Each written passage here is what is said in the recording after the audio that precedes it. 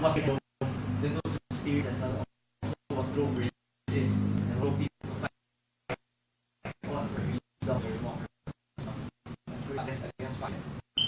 And so there, Bosnians are there in World War II because they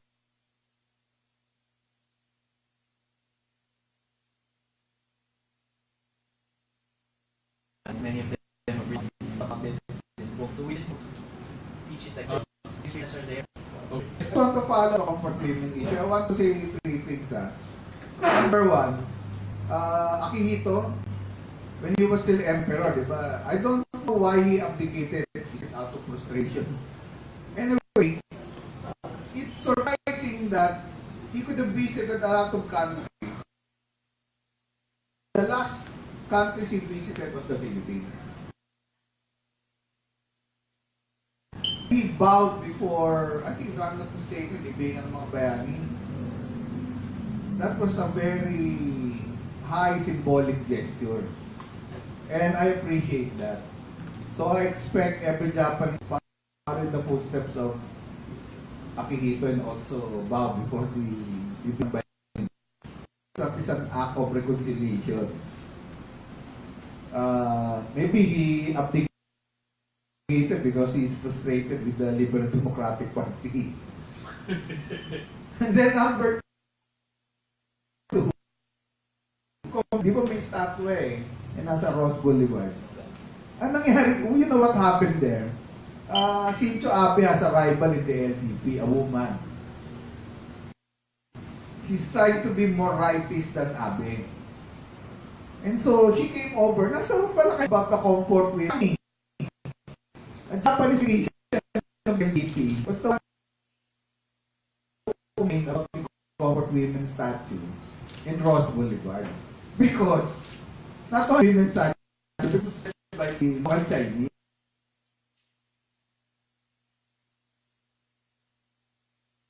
In Onan, dawit tayo the LDP and the Japanese rightists tayo dun sa away ni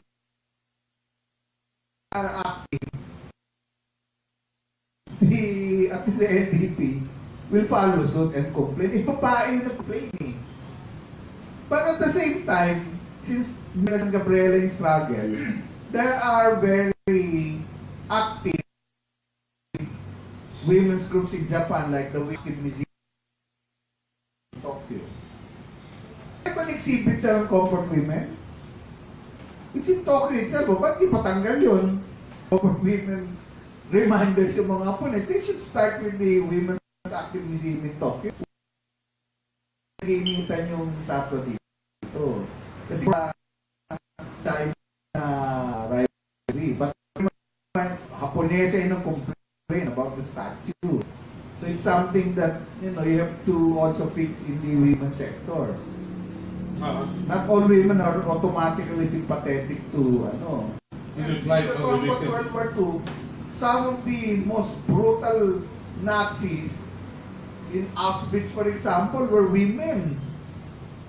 Like the beach of Buchenwald. Some pictures of the brutal Nazis were women. Really? Reaction mo? Actually, totoo yung sinabi ni Professor Cardelito na hindi porke babae ka, ipaglalaban mo na yung karapatan ng kababaihan. In fact, we know a lot of women leaders now sa Pilipinas, panahon ni, remember, Gloria Macapagal-Arroyo, among the most, pagdating sa human rights, women's rights, kahit nagpupustura siya na women's rights, marami siyang mga pinirmahan ng mga batas kaugnay sa women's rights, ay, anti-women. Marami sa mga policies niya, economic and political policies are anti-women. So, at the same time din, halimbawa yung maraming mga organisasyon ng mga comfort women sa China, sa Korea, sa Indonesia, lahat sila patuloy yung struggle for justice. At lahat sila nananawagan na dapat hindi na maulit yung ganitong experience.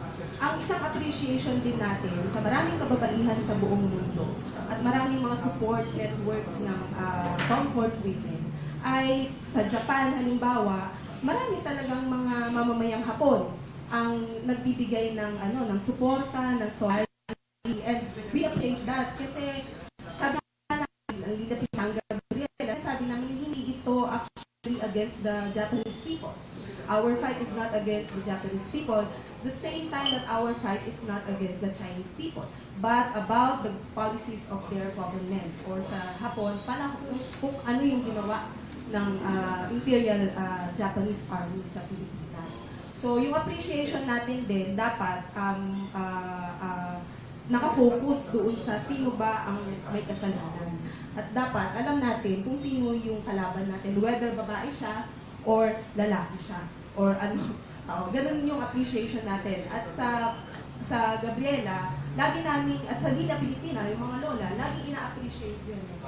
Yung solidarity among the peoples of Southeast Asia, of Japan, China, yung ganong appreciation. Kasi nakikita nila yung panahon, na yung lessons din sa kanila bilang mamamayan ng, halimbawa, Japan na nanakop sa Pilipinas, nakikita nila yung lesson sa kanila at sa mga mamamayan ng ibang bansa na sinakop ng Hapon.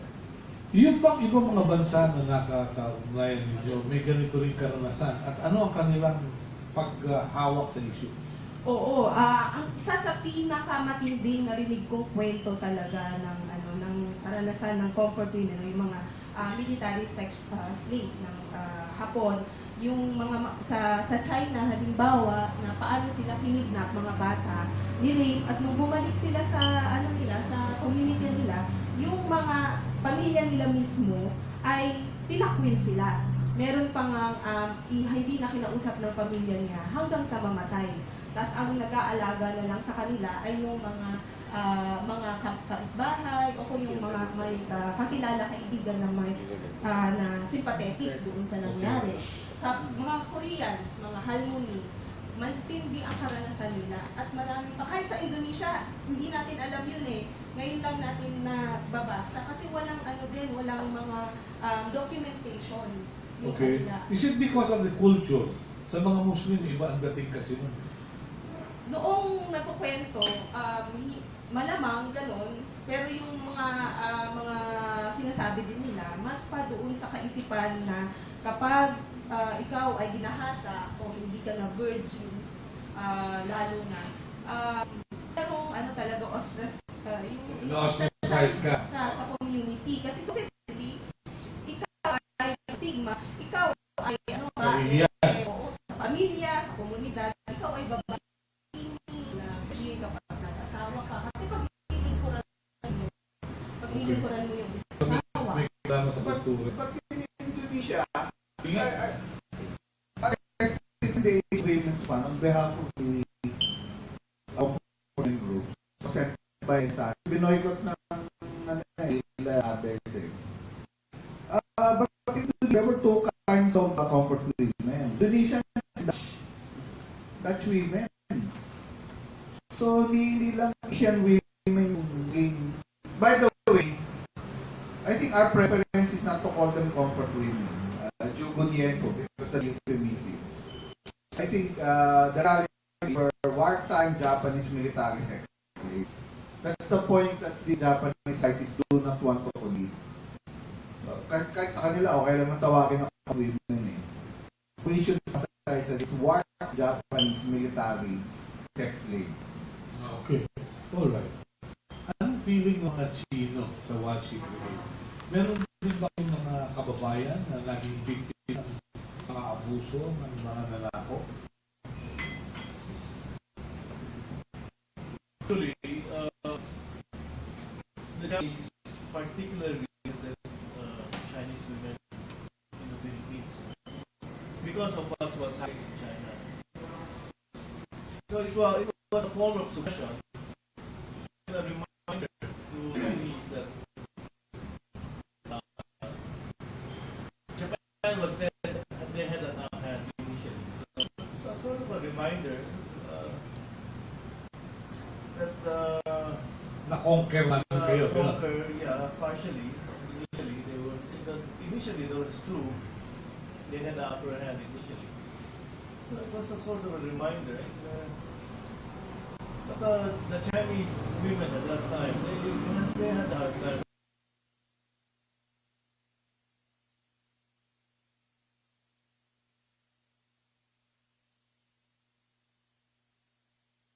The whole of Southeast Asia is a nuclear weapons free zone. So, kung meron if we have conflicts with the Communist Party of China, I don't say China, with the Communist Party of China, not the Chinese people, if we have conflicts with the Communist Party of China over the 7 islands, it's just a conflict between the Communist Party of China and the Philippines. It's actually a conflict between the Communist Party of China and ASEAN.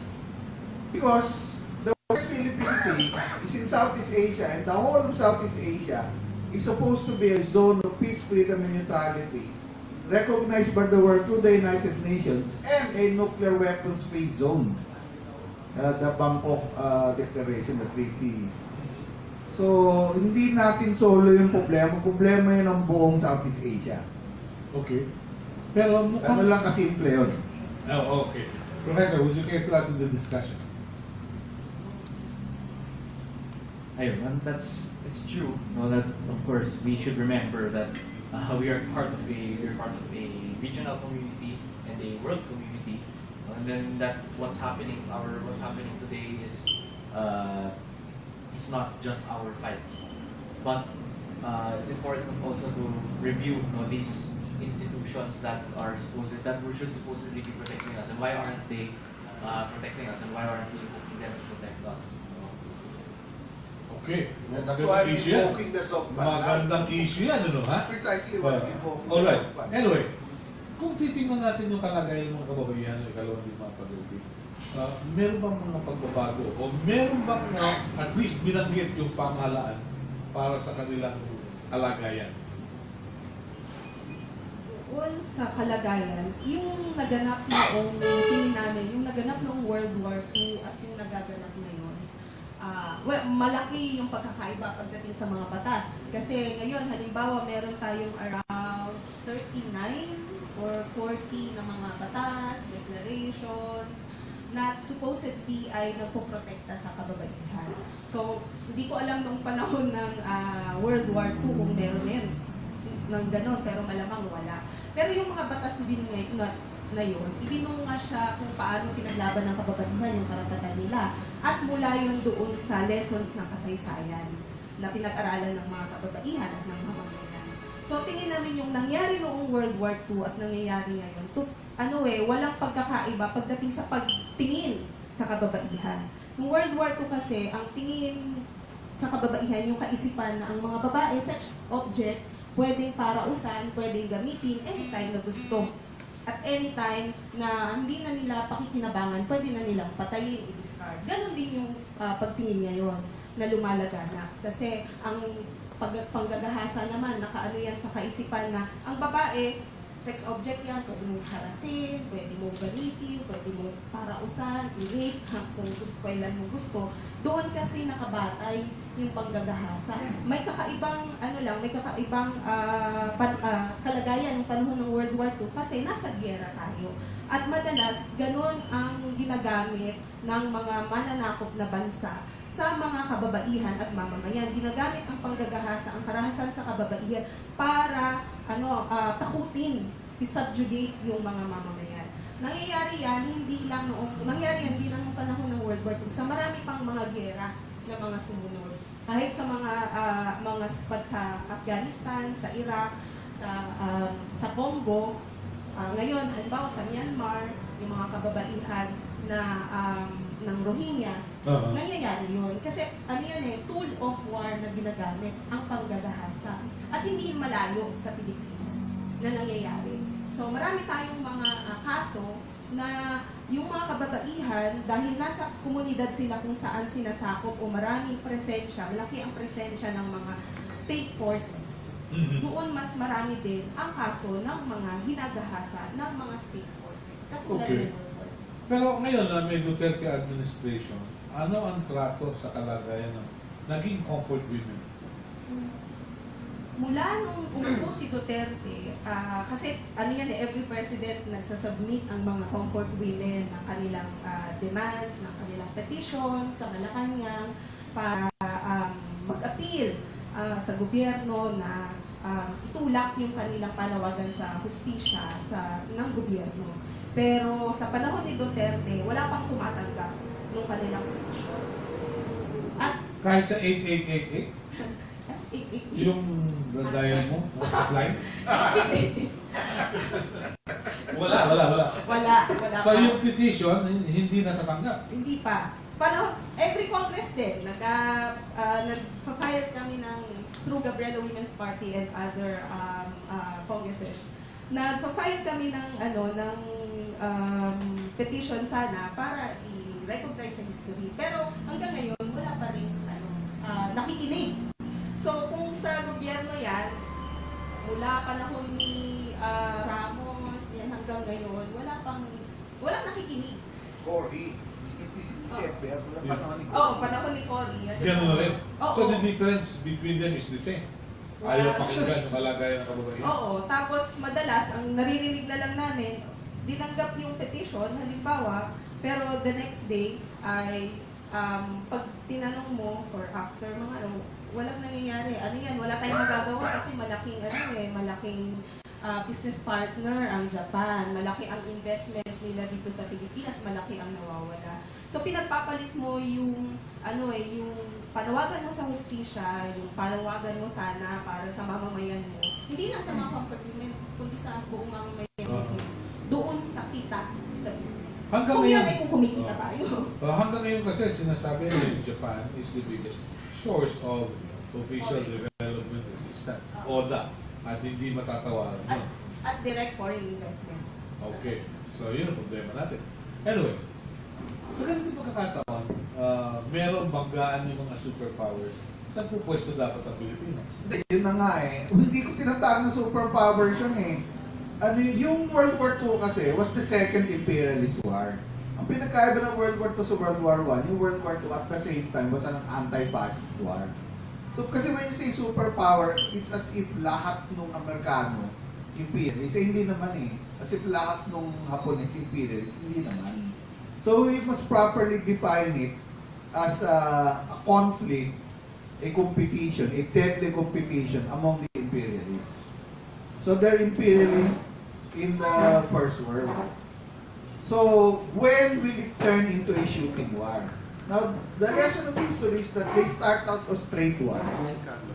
Trade wars, and then it becomes currency wars, and then finally, it becomes shooting wars. So again, the solution is for the people, not just Filipinos, all of the peoples, plural, of the 10 members of ASEAN to assert that Southeast Asia is a zone of peace, freedom, and neutrality, and a nuclear weapons-free zone. Now, if it has to take every local government to declare their local government as a ZOPAN and a nuclear weapons-free zone, just to emphasize, then it should be done. From the ground up. From the ground up. Okay. Kahit na tinanggap na ng UN yun. Kasi kailangan manggaling sa tao eh. Okay. Kaya ang pinagkakaabalahan ngayon, yung away ng dalawang artista sa isang lalaki. Ano pa matapos yun? Eh hindi ba, tuloy-tuloy pa rin. Paano yun? Anong kamulatan ang kailangan mo para yung issue mo pag-usapan ng karaniwang tao? Well, again, World War II, bago nag-World War II. Ewan ko nasan si Berlin na ano. Kasi may Civil Liberties Union eh. So, tinanong ko si Renato Constantino, estudyante siya noon eh, 1939. Yung rape of Nanjing kasi 1937 yun eh. So aware. Sabi ko, sir, were you aware of these things? Yeah, they were aware that war was coming. What did you do? There was not enough preparation. So, if there's a World War III coming at pinagkakabalahan natin yung love triangle, then we deserve to be invaded another time. Masakit ano? Kasi only experience will teach people. Filipinos kung ano-anong pinagkakabala, no? Wala tayo patutunguhan. Okay. Oo. Yes, To add to that, no? Well, if experience is what will teach people, if what will learn, then what better way to help them to to help teach them then with the experience of history. So, and World War II, or the Pacific War, was actually it's the most recent massive conflict, total war, that kind of world-spanning conflict that the world has experienced, and that the Philippines has experienced. And actually, I had a conversation with someone like professor. Basically, before it was, right now, World War II is like ancient history to us. It's almost a century away, or more than 75 years since the end of the war. And I think it's important to re-educate, not re-educate, but re-emphasize the need to remember the experiences of this war.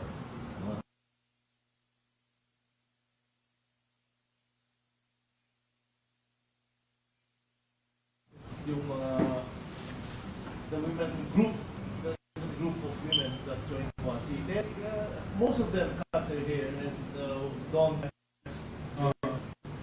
They need to act as Just to protect themselves. just to protect themselves. Really? Wow. Balikan ko yung pera. Okay. So, nagkaroon ng Japanese money. So, they introduced the money para mawala yung pera ng Pilipinas. Were they successful in the first place? Yun nga nangyari dahil nag-issue sila ng pera. Pag kasi pag nahulihan ka ng guerrilla notes noon, pugot ang ulo mo. Inakwento ng nanay ko. So talagang the commerce, ang ginagamit na exchange was Japanese money.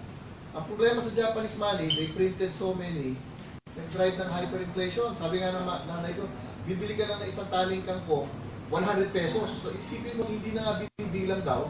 Later on, supot-supot, bayong-bayong na perang Hapon. So nawala ng halaga.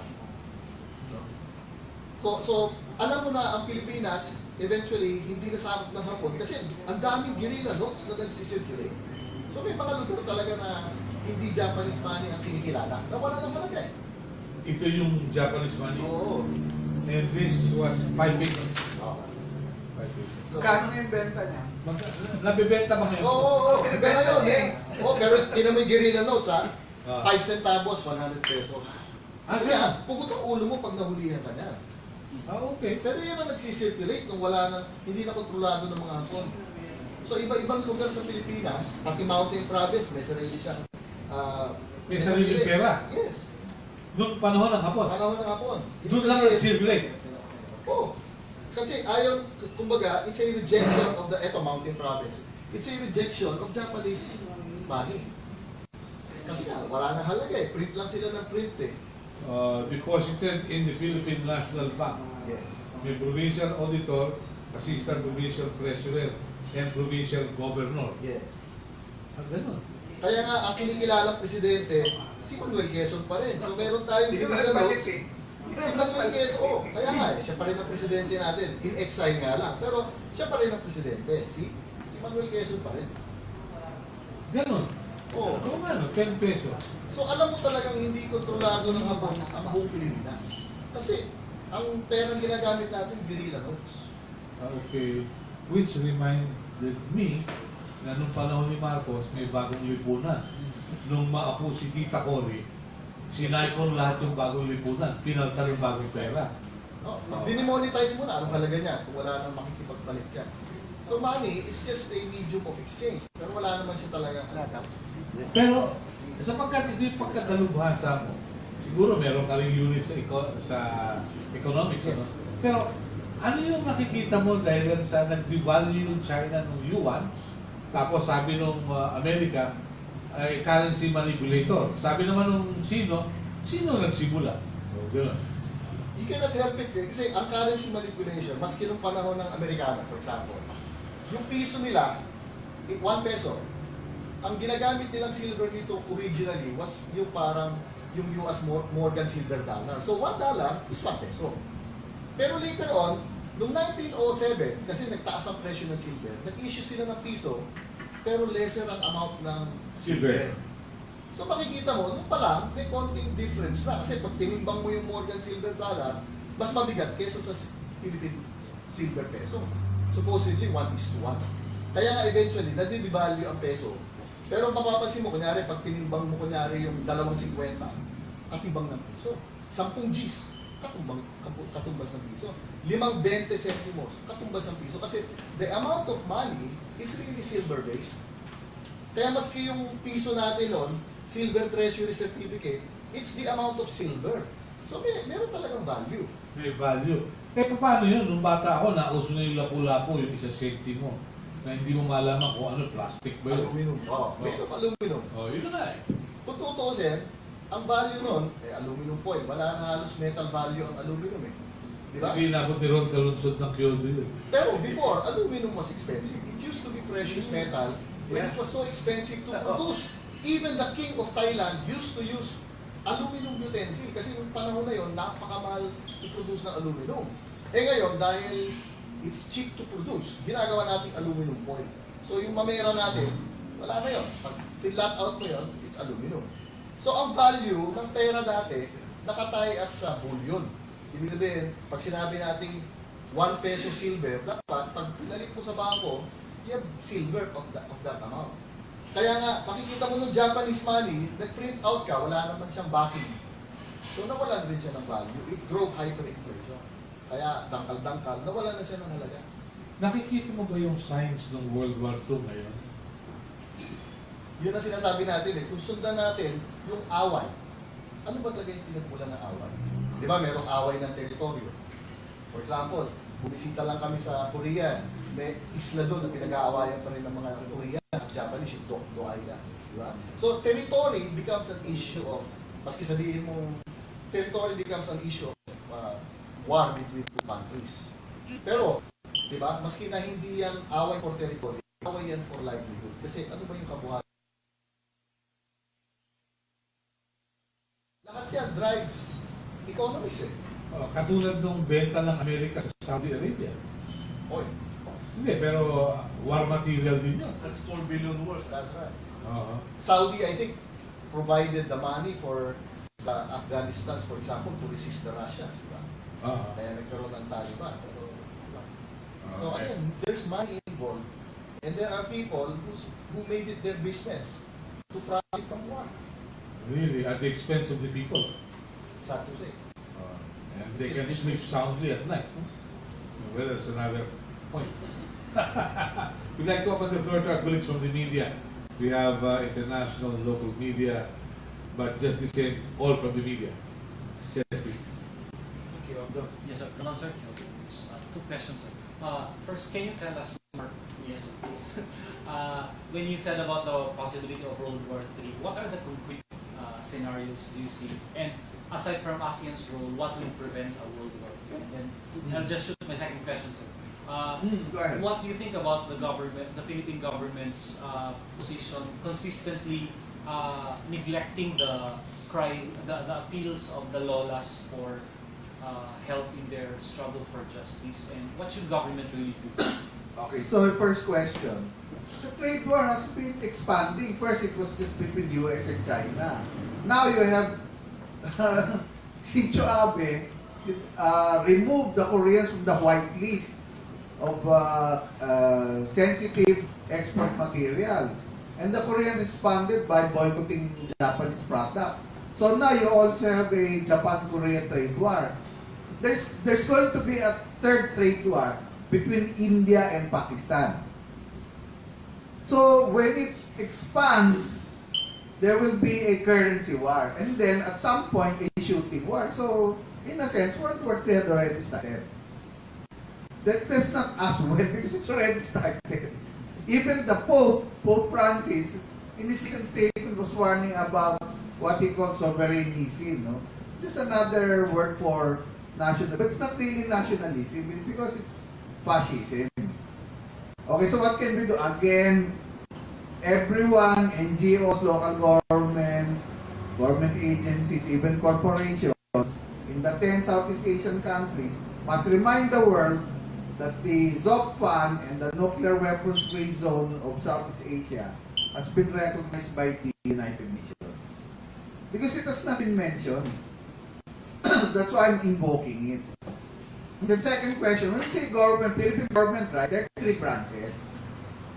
Executive. So let's start with the judiciary. Talo kayo sa Supreme Court eh. talo sila sa Supreme Court. So I don't know how you can refile the Supreme Court. So let's look at the Supreme Court first. No? Diba yung Del Castillo ruling na tayo eh. Well, House and Senate, to be fair to the senators and congressmen before, when Lauren Legarda was sila senator, she kept filing resolution. So I don't know sino yung allies nyo ngayon sa Senate. But Gabriel is a party list in the House eh. So as far as the House is concerned, they can refile all the measures that we want. And since you are interested in reforming the textbooks, for example, again, COA is doing its job. They had findings now that there is something wrong with the textbook. They're calling the attention of Secretary Briones. So the Gabriela party list can follow this up by, I don't know, filing a bill, no? Patawag niyo si Secretary Briones. So that's the legislative side, no? And then sa executive branch, well, there's a Philippine Commission on Women. So we should ask the Philippine Commission on Women, what are you doing about the sex slave issue? So we have to ask all the relevant agencies, all the three branches. Ang dami nun eh. Ang magti-trigger is the Gabriela party list. Siguro pwedeng corner ng Kasi Gabriela. nasa ko, Hindi, pwedeng Gabriela yung budget ng mga agency na yun. yeah, precisely. Because they're in government now, no? Ilan yung representatives niya? Si Emmy o si... Kylie. Okay. Follow up? Yeah, because parang there was a time that the Lolas were hopeful during Pinoy's time, and yet when he became president, na-disregard. And then, etong Duterte, there was little hope because the former Gabriela representatives Ilagan is really close to Duterte, but she opted not to raise it with Duterte. So, parang parating... You should ask the Yeah. Actually, yun, tama yun. Yung panahon ni President Aquino, we were hopeful because during his time as a senator, he was really very open in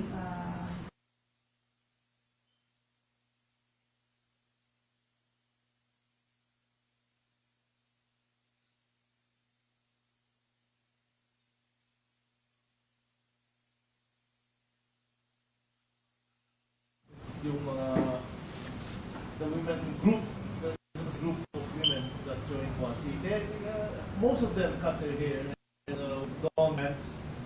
They have to act as a... Just to protect themselves. Yes. pero yun nga, after nung presidente na siya, tinanggap actually ng Malacanang yung petition. Pero wala namang gawa. So we followed up. Panahon ni Duterte, nung first few months niya, we were hopeful. Part yun actually nung nung women's agenda na pinorward namin sa kanya, na part ng people's agenda, yung history, recognition especially of the World War II experiences of the mga lola. Pero after nun, nung nagsisimula ng ma-unmask si Duterte, doon na rin namin na-realize na how useful is it to really pumunta pa sa kanya. Panahon nung kaya Useful or useless? Useless. Kaya nung panahon na yung statwa doon sa Rose Boulevard, di ba sabi niya noon, that's their right. Pero nung umatras na siya at inalis yung estatwa, doon na rin na-realize na talaga namang walang pupuntahan kapag ganoon. So, at yung PCW, actually, in-urge namin na magsalita. Hindi lang tungkol sa comfort women issue kasi daming issue talaga tungkol sa kababaihan na bagamat nagsasalita sila, sa tingin namin, dapat mas malakas, may conviction. Kasi very general yung mga statement nila, ang daming pinalagpas na issue kaugnay sa kababaihan, lalo na yung comfort women kasi wala din silang statement tungkol sa pag-alis, kahit ng pag-alis ng estatwa. Hindi nila nakita? Hindi nila nakita siguro yung estatwa. Si Rod, Yeah. Okay. Rod, you must remember there are only two political parties in the Philippines, the ins and the outs. If you're out, you're radical by convenience. When you're in, you are conservative by conviction. Pag nakaupo ka na, nakalimutan mo na lahat yan eh. Pero siyempre, pag nasa labas ka, madaling bumanap eh. Ganun lang kasimple. Ganun lang kasi yun. Would you get one? Speaking of the statute that for women, it's going to be reinstated on August 18. Saan? Mamaya na natin pag-usapan yan. Mamaya na natin pag-usapan. Baka magkaroon ng problema. Anyway, delikado niya. Well, actually, may mga estatwa na tinayo after dun sa Rocel Boulevard, di ba? Yung dito sa may Laguna, San Pedro. Kaya lang, kahit nasa private institution siya, nagawa pa rin alisin in the middle of the night. New Year, pinalis. So, anong reassurance halimbawa na itayo siya? Of course, hopeful kami kasi yung mga lola talagang nilulook forward nila yung ganoon. Ilan na lang po ba yung na lola? Sa Lila, Pilipina, less than 10. Siguro 6 or 7 na lang. Itinitrace namin ngayon yung papa na buhay sa Visayas, dito sa Bulacan. Sa Central Luzon naman, less than 20. Konti na lang sila, mabibilang na lang sila sa daliri. Tapos karamihan sa kanila, bedridden o kaya naman hindi na talaga nakakalabas ng bahay kasi mga sakitin. Yung mga lola nga na kaya pang lumabas, halimbawa sila Lola Estelita, kapag nagpunta siya sa labas, kailangan mga ilang araw siyang magpahinga kasi talagang effort sa kanila ang kanilang paglabas. Yun. Tapos ang maganda sa kanila, yung matindi yung direction nila na hindi ako titigil hanggang buhay ako hanggang tumingin. Yung ibang lola nga kahit na bedridden na sila, nagtatanong sila, o kailan ba tayo magrarally? Kailan ba tayo pupunta sa Japanese Embassy? Sabi namin, pinadala, wala naman kinukwentuhan. Yung ganoon. Kaya lang kasi syempre, talagang physically, hindi na nila kaya. Gusto man nila, hindi na nila talaga kaya lumabas. Kahit ngayon, halimbawa, nag-hesitate kami na na dalhin yung mga lola sa Menjola kasi nga, Baka mapulbon maulan, Baka mapulbon na. mainit, ganyan. Magkakasakit talaga. Ang daming mga invitations kahit sa ibang bansa kasi tuloy-tuloy yung education campaign, tuloy-tuloy yung calls for justice, kaya lang hindi na talaga sila makabiyahe. So, ang namin ngayon ay yung mga mas bata sa mga universities, sa mga communities, yung mga kamag-anak, mga anak at apo nila, mas binibigyan sila ng education para sila tuloy-tuloy na magpatuloy yung calls ng mga lolas. Okay. May financial support ba sa mga lolas right now, like from the government or any organization? Yun yung nirelease namin na mga halimbawa sa Chinese community, yung mga citizens, mga organizations, NGOs. Halimbawa kahit sa Japan, kapag may mga biyahe, okay, nagpapadala sila ng mga support. Yung Committee of 100 sa Japan, nagpapadala ng support. Tapos sinisikap namin na every month ay at least bigyan sila ng pang gamot, pambili ng gamot o kaya check up. Yung 1 billion rising dito sa Pilipinas, may monthly support para sa kanilang office. Kasi minimaintain namin yung office as a resource center. Tapos, utilities, ganyan. Tapos bigas, kasi gano'n naman lagi yung mga lola eh. Yung concern nila, paano yung pagkain o kaya pagkain ng pamilya na kahit na wala na, hindi na nila kayang marabaho, yung concern nila. Pero very limited at saka hindi kasya talaga kasi kapag tumatanda na, alam niyo naman, tumataas yung pangangailangan para sa gamot, sa check-up, yung recent na kailangan magpa-ECG, madaming check-up. Sinisikap namin na makapag-raise kahit pa paano. Marami ding mga estudyante na nag-volunteer minsan sa office, kaya sila yung gumagawa ng mga admin work o kaya naman nag-exhibit, ganyan. Tapos, yun, nakakapag-raise sila konti ng funds, pero laging hindi sapat. So like how much monthly every month? Depende po sa alimbawa, yung mga lola, ang kaya namin ibigay, madalas pagkain, yung bigas para sa sa kanila. Tapos, yung pag nag-ano ng check-up, pag dinalaw mo, kinukumusta namin kung may gamot pa o kung kailangan magpa-check up, yun yung kaya namin ibigay. Kasi may mga ilan din, mga doctors, na okay sa kanila na magpa-check up ng libre, o kaya mas malaki yung discount sa mga lola. Yun, monthly, halimbawa, hindi ko gaano, siguro mga 1,000, mga ganyan. Hindi ko gaano alam. Depende sa ano ng lola, kung ano yung pangangailangan niya. Can I make a follow kay Professor Cardinal? You have mentioned, yes sir, you have mentioned that the war has already started. So you're referring to this trade war, Yeah, and soon, currency war. currency war. So with the upcoming visit of the president to Japan.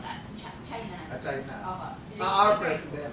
later this month, kasi di ba lagi niya sinasabi, is trying to avoid any war, kaya hindi niya i-bring up before yung ruling. So right now, he's ready to bring it up. So ano yung expectation niyo?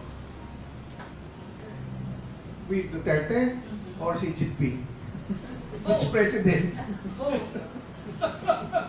Well, again, I will say, if you don't want to raise the arbitral ruling, you should raise the ZOC fund and the nuclear weapons free zone because it's ASEAN. It's already there. So it does not involve Noynoy Aquino or anybody else. It involves the entire ASEAN. If you cannot bring that up, wala na ako masasabi. Treaty yun, it's recognized by the United Nations. So for me, that is the litmus test. So you don't see yung territorial dispute mag-escalate like to war? Whose territorial dispute? Like for instance, yung sa atin or the ASEAN with China. At the moment, they're busy over Hong Kong.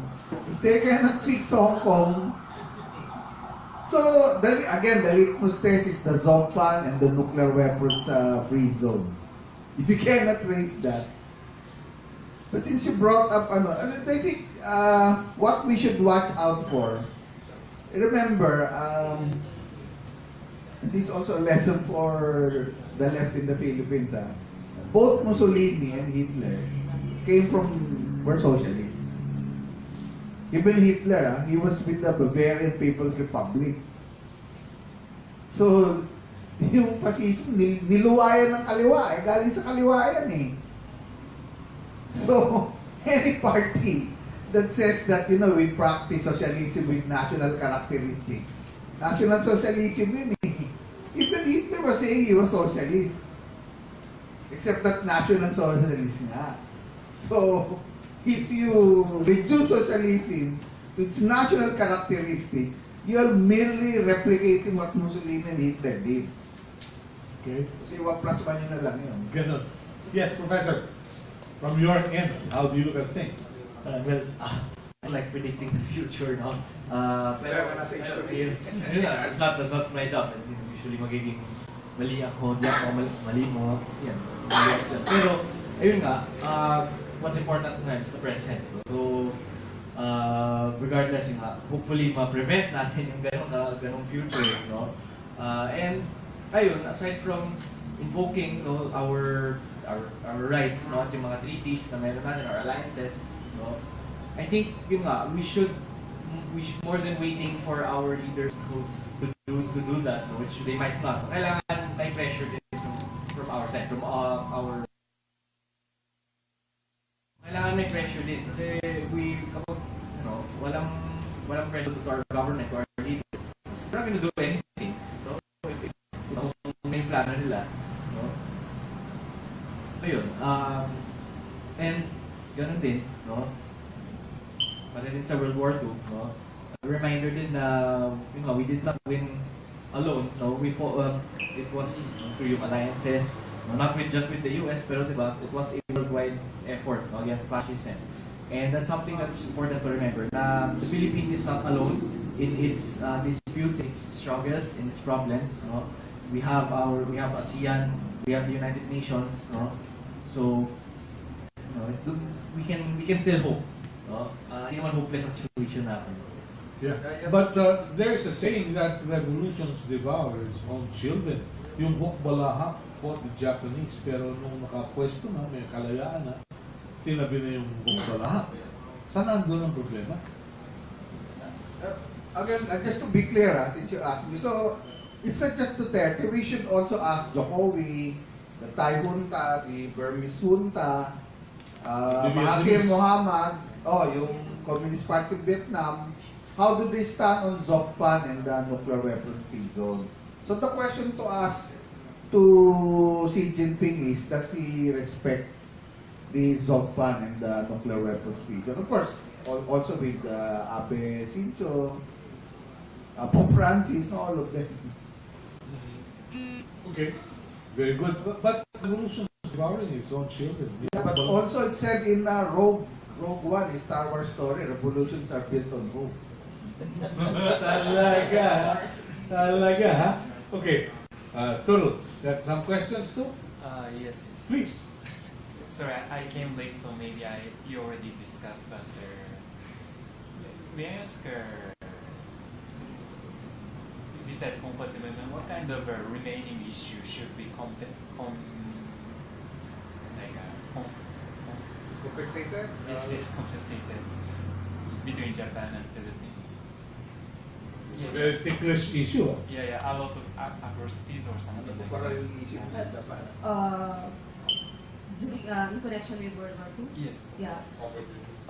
I think it's more on one of the demands of the Lolas is for Japan to open its wartime records, yung criminal records nila, para so we can see hanggang anong inabot or what was the extent of what they did to the people, not just to the Philippines, but the other countries in Asia, including other wartime crimes that they might have committed.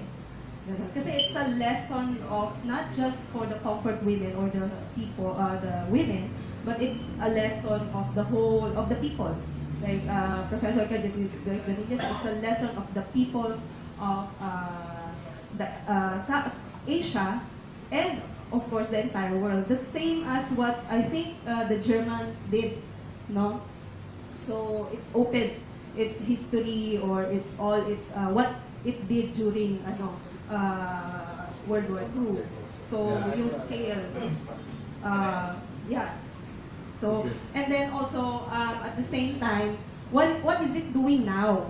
So it's silencing the people who are actually commemorating what Japan did during World War II. In many countries, in the US, for example, in other countries, they've been trying to silence. People have put up peace memorials, di ba? Sa US, ganyan. Sa Australia even. So the Japanese have been trying to silence and pressure those cities or organizations who are trying to commemorate the experiences of the John, Lolas. did I get you right that part of the Lola's desire was for it to be recognized in the history books? Yes, Right? both in the Philippines and in Japan. Like Japan should recognize what they did during World War II. Okay. Yes. Yes, Professor. Actually, when it comes to compensation already, in the 50s and 60s, by the 1950s and 60s, the Japanese government was already giving some reparations. So I think at this point, it's been almost 75 years since the end. The Philippines isn't really asking for anything much anymore. It's really your recognition and of that official apology, and the teaching of the history, this chapter of history, of Philippine Japanese, for the Filipinos and for the Japanese. Yes. And that's the big issue now. But Professor, you will also agree with me that the comfort women came into being during the 1990s. Yes. Part of the compensation came in during the 50s, and some congressmen made a lot of money there. May their souls rest in peace. Well, of course, we must accept the fact that any money that the Japanese government will worldwide will redound to the interest of Japan, no? Because they're obliged by their own public. No? They cannot spend Japanese money that will not benefit the Japanese public. So for example, JICA keeps funding transportation studies, and the recommendation of JICA always is road widening. You know why? Because Japan sells cars. So JICA recommends that we shift to a mass public transport. It's because they want to sell the trains of Shinkansen to the Philippines. So my advice to Gabriela, since you have a party list, apply to JICA for funding to study textbook reform in the Philippines. That would be the litmus test. Okay, very good. Questions from our colleagues? Yes. Sir, kasi hindi ko inabutan yung World War na yan. Kung sa mga lolas natin. Sir, ang hinahabol ba yung nangyari sa kanila noon na mabigyan sila or what? Then, ba't hindi noon? Ngayon, Lola, kung bibigyan man sila, pakikinabangan pa ba nila? Tsaka before, noong World War, takot, andyan ang Hapon. Pero ngayon, natutuwa pag naandyan ang Hapon. At sorry for the word, sir, ha? Sorry. Noon, may nagsabi sa akin, dito, kapag ikaw nahan dito, magpunta ka na lang ng Japan, kikita ka lapad. Pero pagka dito, kiki mo lalapad. So, easy. Delikado yan. Paglabag yan sa anti-bastos. Yes, sir. Kaya nga ibig ko sabihin, ma'am, dito kasi, meron tayo sa bibig, QC, bawal lang bastusin ng babae. Kahit sipulan. Diba? So, ano ang pampa sa mga lola natin? Yung panahon ng yung wartime na reparation kasi wala pang nagsasalita ng mga lola. So, hindi siya naisama doon sa listahan dapat ng mga i-compensate o babayaran. Kaya lang, yun na, hindi rin assurance, no, na kapag sinama mo yun doon ay sasama ba? So, pero yan ay question na hindi na natin masasagot.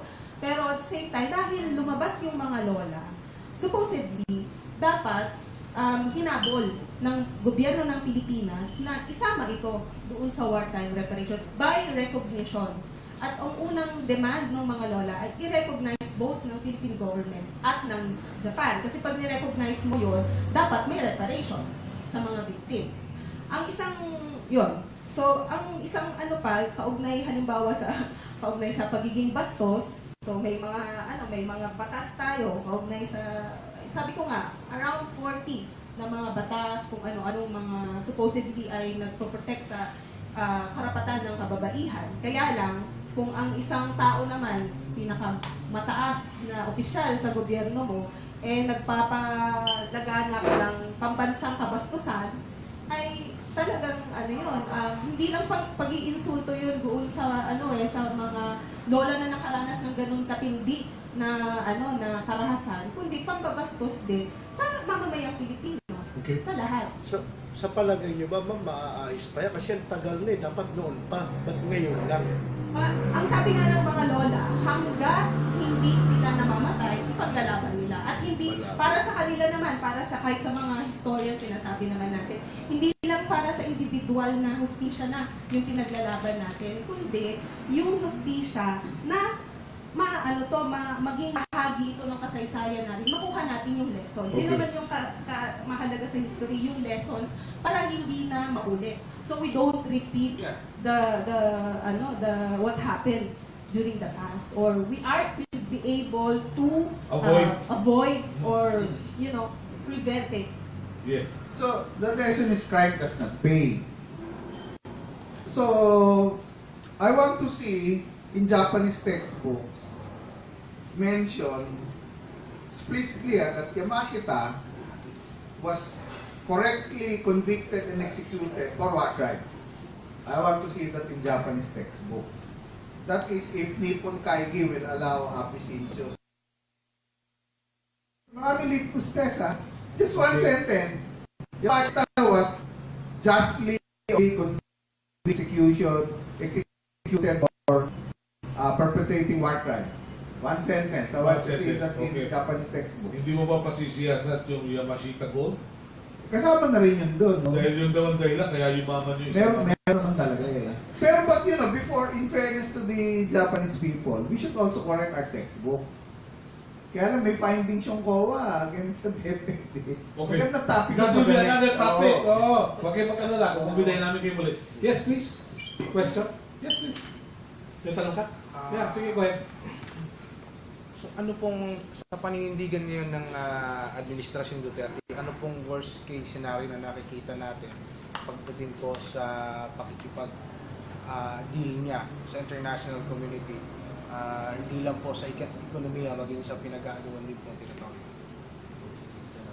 Worst case scenario para sa amin, yung ibenta ang lahat ng resources, teritoryo, o nga binibenta na, at ang mamamayang Pilipino pagdating sa in exchange for profit. Kasi hindi, sabi nga ni Sir, hindi ito usapin lang ng agawan ng teritoryo, usapin ito ng resources, at para sa amin, usapin din ito ng pagpupustura, yung political posture sa sa region, no? Kung sino ang mas malakas pagdating sa politika sa militar, siya din ang makikinabang sa ekonomiya, resources. At narin ang ngayon doon. Ano pa ba ang pinakamatinding kanyang gawin? Diba? Kundi, yun, ginagawa na niya. Yes, please. There are business interests protect. Let's face it, no? Pero kasi nga, pera, okay lang Yun naman ang ang competition. expectation. Hindi, pero okay lang ang competition in business, di ba mo? Kunyari, threatened na ang iPhone, number 4 na lang siya, di ba? So, ibig sabihin, there are other companies offering you a better cellphone. Okay lang ang competition in business. Kasi nga, bababa ang presyo, pagandahan ng produkto, pero mahirap, pagka tinreten mo na yung kabuhayan ko, buhay na yan. Away na yan. So if you threaten my way of life, makikipaglaban ka, syempre to protect your way of life. Ano nangyayari sa Hong Kong? Di ba supposedly 1997, nung tinurn over sila, pangako for 50 years, dapat yung way of life nila protektado. Ano ngayon nangyari? No? So obviously, people of Hong Kong are now threatened. Kasi kung kabuhayan ko ngayon ang ite-threaten mo, kunyari, negosyo ko, threaten. Tapos pag nag-away tayo, ang magta-try sa akin, mainland China. Yung extradition, wala akong laban doon pag dinala mo ako sa teritoryo mo. Mag-away na tayo dito sa teritoryo ko. Laban kung laban. So pag tinreten mo ang kabuhayan, buhay ang pinag-uusapan, mauuwi sa away na patayan. Pero kung negosyo lang sana, pera-pera lang yan business interest. Pero pag tinreten mo na yung kabuhayan, Ibang usapan siya. Oh, yun nga yung follow-up worst case scenario, no? Yung speaking of Hong Kong, yung regional leader nung Hong Kong Umbrella Movement, bakit 2014, si Joshua Wong, was a high school student. So now, it's been generalized, no? So worst case scenario rito, there might not be a 21st century version of the Hunters ROTC guerrillas. That's my worst case scenario. I thought if the Filipino youth we need to create a more dual understanding so that we can understand one another better and then move forward as peaceful systems. Alright. Sa amin ang lesson history, it's the people who make history. We, sa buong natin Pilipinas, the people did not depend on just the government. They depended on the how people acted to make history, including women. So the comfort women, the military sex slaves of Japan, made history by stories. And these are their lessons, our lessons is look at the past at tingnan natin sa data. We watching descendants. I was thinking, my question would be, what not learned from history? As far as from what the events now were that preceded World War II is being played out again, which is history, which is something that we can look at. We had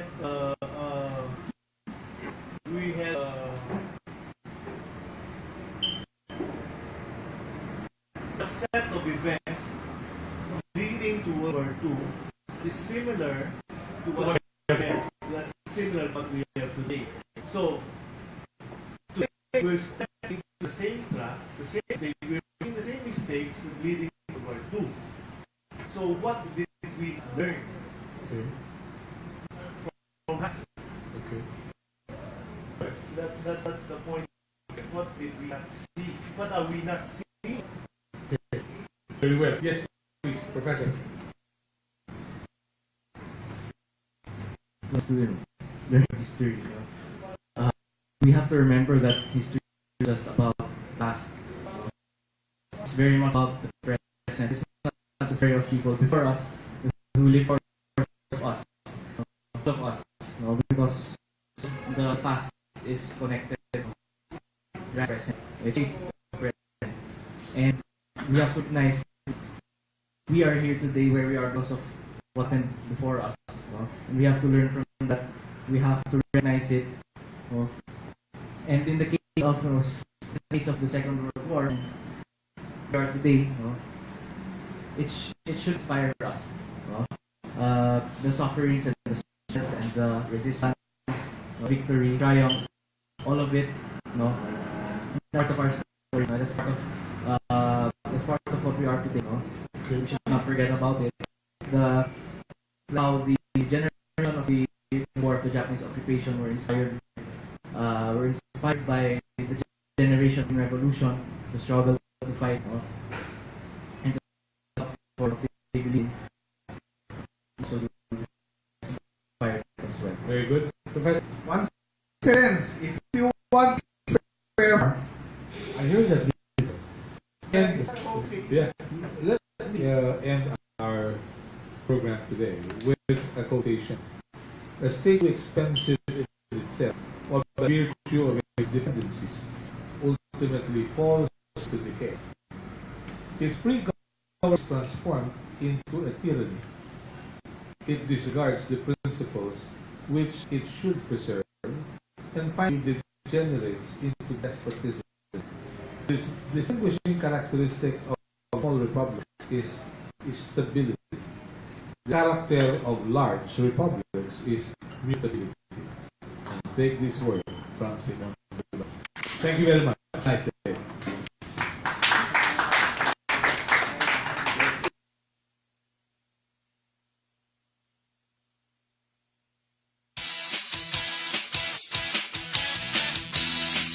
Okay, so mga kaibigan, yun po, napanood niyo po yung ginawang forum doon sa isang restaurant sa Quezon City kung saan nga po ay tinalakay yung history, no? Bali, ito po yung naging tema, yung pong naging aral nung pong nakarang World War II, no? Ano ang ating napag-aralan, kung ano ating dapat natandaan na dapat hindi na mangyari. So, napag-usapan nga rin doon kanina yung tungkol doon sa West Philippine Sea, no? Na nag-aagawang teritoryo ng bansang China at ng Pilipinas, kung saan nga po na hindi nga raw po dapat pumayag ang Pilipinas na masakupan ng China yung ating teritoryo. So, mga kaibigan, medyo kinapos po tayo sa oras, pero dapat tatawagan sana natin sina Mr. Danny Ong, siyang founder president ng Wachi Descendants, at si Miss Joanne Salvador, siya international officer ng Gabriela Asia Pacific Coordinator 1 Billion Rising, o kaya naman si Professor Bernard Carganilla, o kaya si Professor Diego Magalona, or Mr. Raymond Siriaco. Pero kaso, medyo kinapos na po tayo sa oras. Siguro ko mga kaibigan, bukas itutuloy po natin itong ating tinatalakay at kakausapin din natin isa man o dalawa sa kanila na hinggil nga dito sa naging aral ng ating bansang Pilipinas tungkol doon sa nangyaring World War II. So, bueno mga kaibigan, pansamantala po ako yung magpapaalam muna dito sa programang UTOL at magbabalik po tayo sa programang News Recap dito pa rin sa Spear Cyber TV. At ako po mga kaibigan ang inyong naging kasama, naging kakwentuhan, naging katalakayan tungkol dito. At kung kayo po ay may mga reaksyon tungkol po, hindi ko naman sinasabing inabutan nyo yung World War II, no? Kundi base na lang doon sa kwento ng inyong mga lola, yung mga inyong ninuno, yung mga kwento lang sa inyo na experience na pwede nyong ibahagi. So, yun mga kaibigan, kaya bukas pwede pa po kayo magbigay ng reaksyon tungkol dito. Anong naging aral, anong dapat, dahil sinakop tayo ng mga bansang China, sinakop po tayo ng bansang Japan. No? So, kung ano po ang naging aral nun at naging silbing aral, pwede niyo pong ibahagi bukas dito pa rin sa atin sa programang UTOL, dito pa rin sa Spear Cyber TV. Magandang hapon, Pilipinas. Ako po si Rocel Lopez at nakasama natin sa technical side, si Joshua Mendoza. Magandang hapon, Pilipinas. Hasta la vista. Diba ba?